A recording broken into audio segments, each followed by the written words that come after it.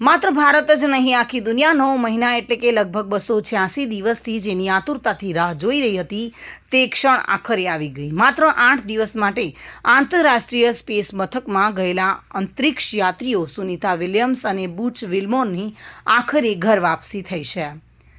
Elon મસ્કની space company સ્પેસએક્સનું dragon spacecraft મંગળવારે સવારે સુનિતા અને વિલ્મોર તેમજ અન્ય 2 અંતરિક્ષ યાત્રીઓ સાથે ISSથી અનડોક થયું હતું અને બુધવારે વહેલી સવારે ફ્લોરિડા નજીક દરિયામાં ઉતરાણ કર્યું હતું. આ લેન્ડિંગ સાથે ઐતિહાસિક મિશન પૂર્ણ થયું હતું. ઉલ્લેખનીય છે કે 8 દિવસ માટે મિશનની શરૂઆત કરવામાં આવી હતી, પરંતુ તેને પૂર્ણ કરવામાં 9 મહિનાનો સમય લાગ્યો હતો.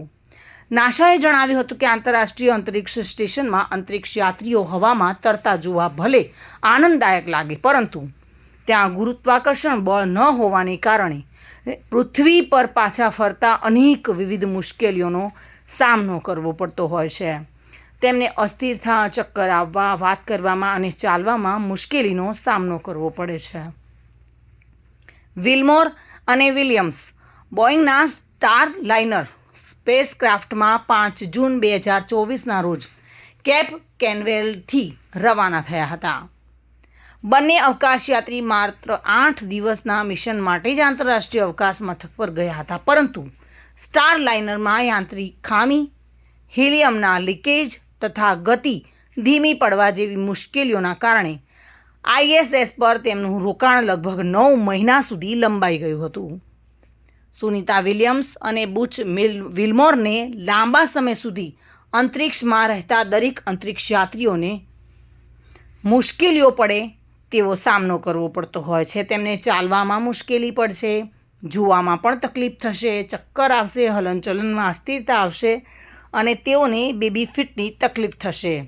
બેબી ફીટ એટલે અંતરિક્ષ યાત્રીઓના પગના તળિયા ચામડીનો મોટો ભાગ નીકળી જાય છે અને તેથી તેમના પગના તળિયા તદ્દન નાના બાળક એટલે કે નવજાત શિશુના પગના તળિયા જેવા કોમળ થઈ જાય છે.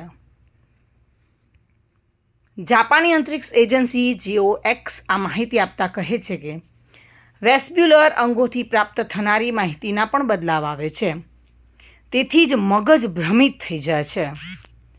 સ્પેસ સિકનેસ આવે છે તો કોઈવાર ગ્રેવિટી સિકનેસ પણ આવે છે.